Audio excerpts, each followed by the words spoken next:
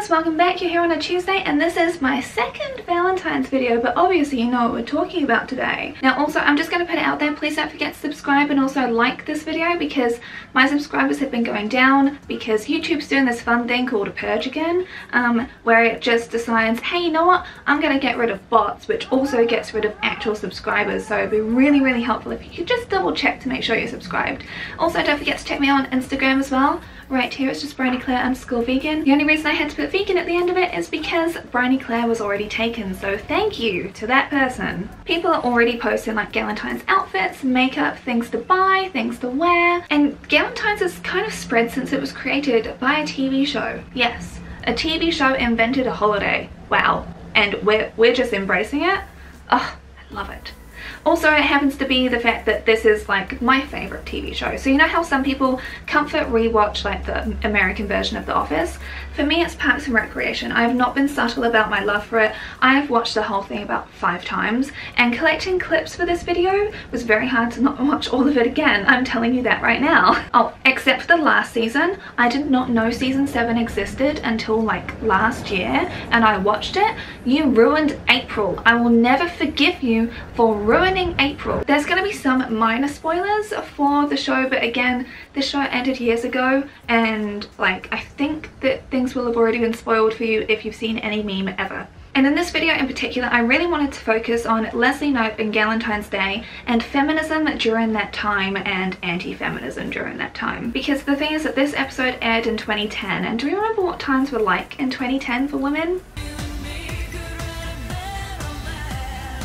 The Spice Girls didn't win, and do not forget I am going to be making a video on them, and that should be coming out in March. My list is so long for all these videos that I really want to make, my gosh. And it's also worth mentioning that I do not like Crisp Rat. Like, I do not like him, I do not agree with him. The thing is that he plays Andy really well in the show, but I just want to put it out there, I do not like Crisp Rat. Anyway, what we're gonna do is I've created this Galentine's makeup look, which is kind of like very fudged, but I tried anyway.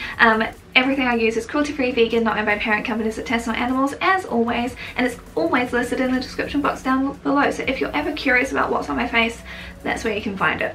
Other than the sarcasm that is always just dripping. So first off, we need to talk about the lovely Leslie Knope, my favourite fictional feminist. Now I also have to preface this by saying that Amy Poehler is a Gen X white woman who is very close friends with Tina Fey, and if you want to know some more thoughts on Tina Fey, I recommend this video here, which I'll also link down below, from T1J, saw that a few years ago. If you're not subscribed to his channel, by the way, you should be. I'd be quite surprised if you found me before finding him. But not only that, like during her early career with Tina Fey, like they did some kind of racist stuff actually in like sketches, which they regret. Well, I definitely know that Amy does, but I know that it was more on Tina, but I still, like, just because they're best friends, I just like to put it out there because, as you know, I believe that everyone can change, learn and grow, but it is also important to assess the whole person because, hey, no one is free of criticism, myself included. If I ever do something wrong, please tell me, because I'd much rather learn and do right by like people that have actually been affected. I know that people will say, oh, but the comedy was of its time. At the same time, like that does actually minimize what like minorities have gone through. The whole reason I'm bringing this up is because Leslie Knope and Amy Poehler have been kind of like interchangeably used, you know, because like Amy does have a lot of the traits of Leslie, which is being like a very proud, out and loud feminist, which we love to see, of course. I think that's fantastic.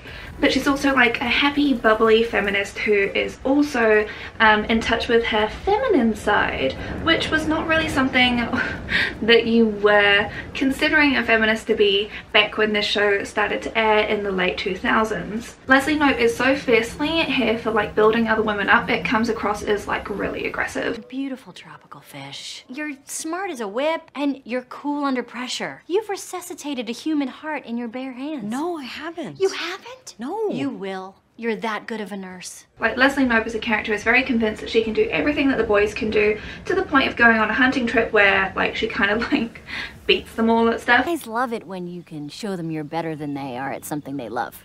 Kind of ruins everything that the boys loved about it. And then also like when Ron has the Pawnee Rangers, which didn't allow girls into it, she's like, I made the Pawnee Goddesses and their club was better. 5 years ago, a plucky 5th grader wanted to join the Pawnee Rangers. But their executive council said what obnoxious jerks always say. No, this is males only. Go start your own club. She couldn't. So I did. We're called the Pawnee Goddesses, and we're freaking awesome. I want to become a Pawnee goddess. I am a goddess, a glorious female warrior. I am a goddess, a glorious female warrior. You see these clips? Enough said, right? Have I ever said that I relate to her? Because yes, Leslie Knope is still who I want to be when I grow up. Even though I'm 32, I still want to be like her because I think that she's a very inspiring person who is very focused on teamwork and building other people up. And I think that that is something that is definitely needed more and more. But I do not have her time management skills to like survive on like so little sleep to like craft everything and like do these amazing things for her friends. I wish I had like whatever she's on. I'll have what she's having. Now, have I ever mentioned that Leslie and Ben are my favourite on-screen couple that has like ever existed? Because the thing is that they both support each other. Sadly refreshing to see an on-screen couple support each other, embrace each other's like quirks and things that they're into in many different ways.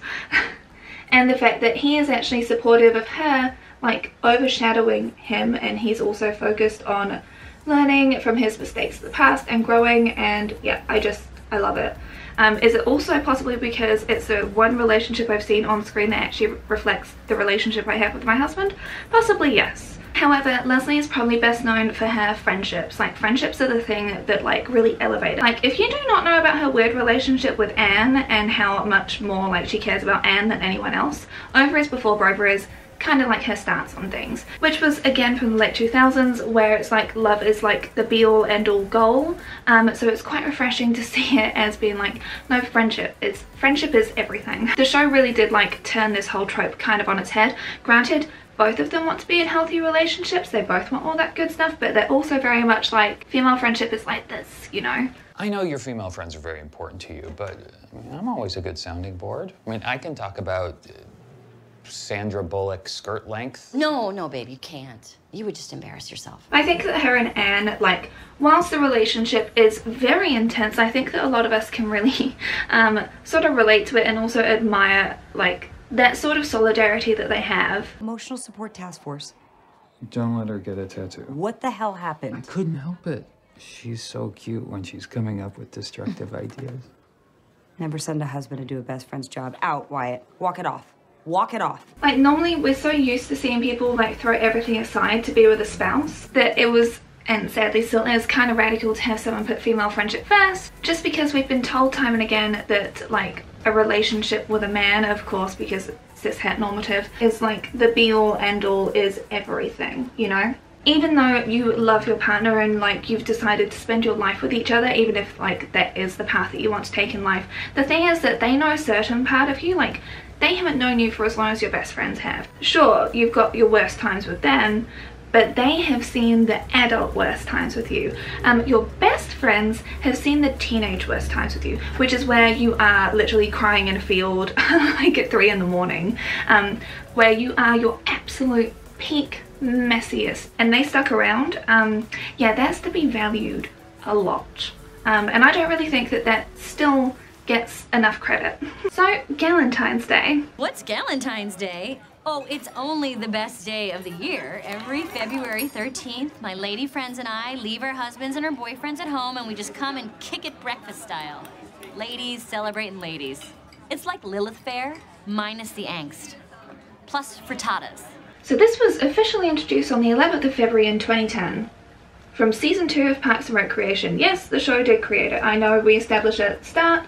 I still just like to give the show credit for the fact that they actually did that thing. So officially, Galentine's Day is celebrated on the 13th of February, the day before Valentine's Day. It may not be marked in your calendars, so you can do that yourselves, but I'm hoping that one day it will actually be officially marked in everyone's calendars when they buy them, or you don't buy them, it's just automatically updated in your phone that it's actually Galentine's Day. because we know that if Leslie became president, it would be a national holiday. So on Galentine's Day, Leslie gathers all of her female friends together and they have brunch together because of course breakfast foods are the best foods, in particular waffles. Not that we can really have them here because our kitchen is so tiny, like there is literally no space there, so no waffles for us, but that's fine. One day we'll get out of the hellhole that is Auckland. One day. I mean, that's if the boomers haven't ruined the economy anymore, right? So what happens is she gives her friends like really meaningful and heartfelt gifts over brunch, and then gets her mother to tell the most romantic story in the world about a man she didn't marry. And of course this is an annual tradition, an opportunity to celebrate friendship. Just friendship, plain and simple, because you've got days for everything else, for mothers, for fathers, for like people that come down your chimney, but you don't have a specific day to celebrate friendship, and it's like, this should change. I agree. But you know, again, why is this even a big deal though? So the thing is, like, you think about this time of year, right? So we've just had Christmas, and then we've had New Year's, and now you've also got Valentine's Day, all of which people refer to as being like a cuffing season. Excuse me? It's a time where you get absolutely berated by your family members and friends for like being single. Oh, how's your love life going? All of that terrible stuff that everybody absolutely dreads. I mean, hell, even if you're in a relationship, it's like, so when are you having children? So when are you getting married? When's all of these life stages I've told you that you absolutely have to have gonna happen? Can we just enjoy? No, we can't just enjoy life? Okay, well that's fun. That's great. And then of course with us coming up to Valentine's Day, you've got everyone saying like, oh, where are you going for Valentine's Day? Who's taking you out? All of this other rubbish, and then your singleness is amplified as being a failure because romantic love is the only kind of love that is worth anything in this capitalistic world. Friendship is free, but love costs. And I'm also going to put it out there that this does impact women more than men because of course we have a clock over our heads and our only purpose in life is to procreate, right?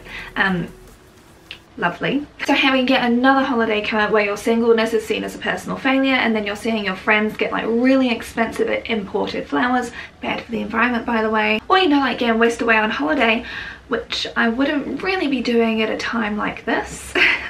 And heaven forbid should you be gay, trans, bi or asexual, my god. Or hell, even if you just want to be single, again seen as a personal failure. So Galentine's is a day to celebrate friendship. Nothing more, nothing less, and appreciate the people that inspire you in your life and have helped in your life. It's a time where you're not in competition with other women. Like, I'm absolutely not going to deny the fact that we had female friendship and stuff back in the day, in the 2000s, but it definitely was more like, I don't know, a Gossip Girl, Mean Girls sort of thing. Like, you know that whole roses thing that happened in Mean Girls? That fully did happen in high school.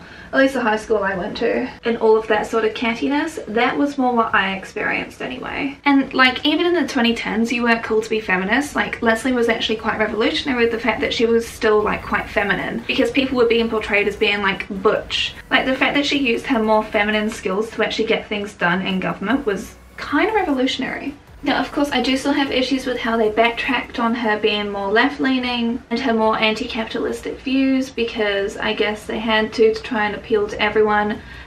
But, you know, like, they allowed a libertarian to be on screen very loudly anti-government, but apparently being leftist is worse. So if you're libertarian, I've got no time for you. You can unsubscribe, quite happy for it. Back then, I was scared of identifying as feminist. What I thought feminism was being like anti-men. That's genuinely what I thought it was, because that was how it was talked about. That's how you were treated, and I didn't want my social capital to be devalued in the dating pool, because I still wanted men to want me, because that's the only thing that is worthwhile in life, of course. Ew, gross. Like, you know the anti-SJW stuff that happened in the 2010s? Yeah, feminism was like the first thing to be attacked, and that had been going on for years. Like, you were considered to be a buzzkill, to be boring. What do you mean you don't want men to like objectify you? Like, you'll never get a husband like that. Like, seriously, like, there's stuff that was like just so casually normal. It was quite wild, really. Like, if you were a feminist, you were assumed to be ugly, fat, had something incredibly wrong with you. You often got labeled as being like, oh, she's just crazy because that whole epidemic was a real thing. And you know, like being assumed to be any of those things was an absolute curse in a world that is full of lookism, which still is very true to this day. These days we even have filters to really help with that. I've talked all about pretty privilege in 2 videos in case you're interested. So this portrayal of like female friendship being so strongly celebrated by people that even presented as being feminine and as like wanting relationships was incredibly important, even in a post-Spice Girls world, because sadly, whilst progress was made with them, it didn't exactly like eliminate sexism forever. The thing is that Galentine's has actually become a thing that is celebrated in so many countries around the world now, even in little old Aotearoa. And that's because of the love for the show and the love for the message to this very day. Because we still absolutely do need to have this message hammered home. It's like, why do you think people are so scared of witches still? Which again, I do have a whole video on. Capitalism taking over friendship. Nothing quite says female empowerment like paying the man for like goods made in slave labor, right? Whilst I don't think I've saved it, this is enough for me, this is fine. The way that Galentine's actually started was with Leslie making handmade, like very like time labor intensive gifts, which didn't really cost anything other than time and effort. A bouquet of hand crocheted flower pens, a mosaic portrait of each of you made from the crushed bottles of your favorite diet soda, and a personalized 5,000-word essay of why you're all so awesome. So none of it was actually bought. The only thing you could say would relate to capitalism would be like the fact that they went out to a restaurant, which I would almost argue is actually helping the local economy more than anything else. This was not capitalistic at all. This was literally about a labor of love. That's how it started out. But now you can get every gift under the sun. Events are held for it where you get goodie bags. Like, there is so much stuff because capitalism, as always, has just gone like I just want to destroy everything, okay? Give me your money, basically. Like, when you type in Galentine's gift, the amount of searches that comes up is ridiculous, and the amount of things you can buy is very long. You get jewelry, you get full-on gift boxes, gift basket, you get flowers, again the expensive kind which are imported, you get balloons, which is very wasteful for the environment, you get wine.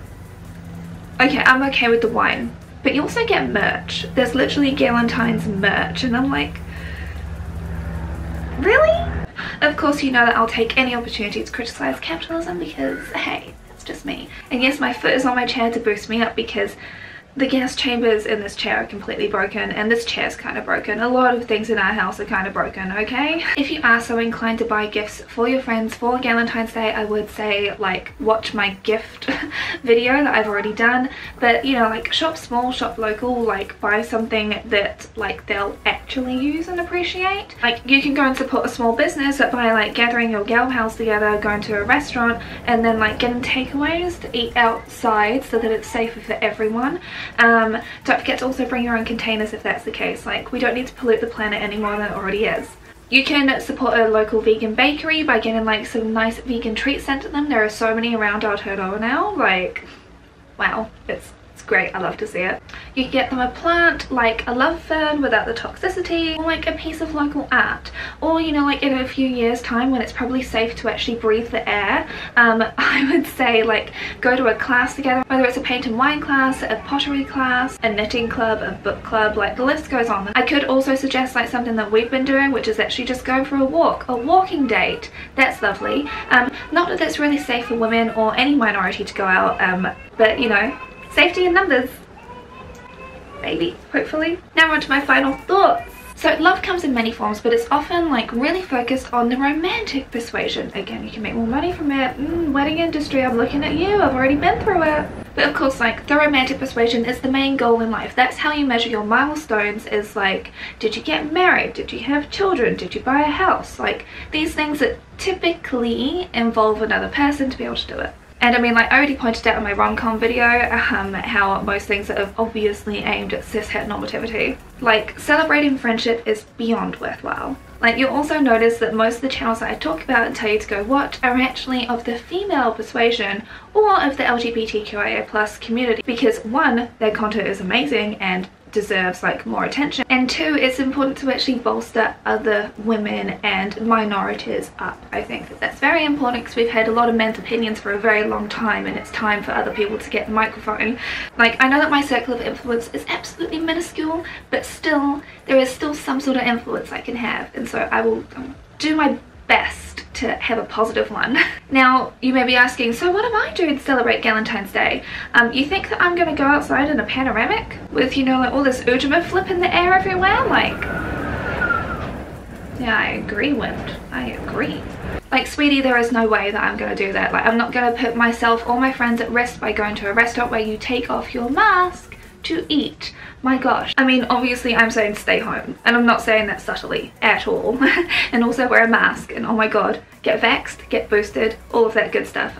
Do more than what the government's asking of you, okay? Please. Please. One thing which is actually fairly free to do, I would say, because, you know, Wi-Fi exists, send them a message of like appreciation to them, of like sharing a memory that you had together, something that you've gained from the friendship in terms of like a self-growth sort of thing, instead of being like, I loved it when you gave me those gold earrings, like that was so good. Do you want to do that again? I'm not on about that. I'm on about like something that like helped you grow as a person, or people that inspire you. Like, obviously it doesn't have to be just a strictly woman, it can be like someone that does inspire you. I think it's always good to have those days. Or if you're one of those PDA kind of people, you can share it to your stories, or even make a whole post about it if you want to.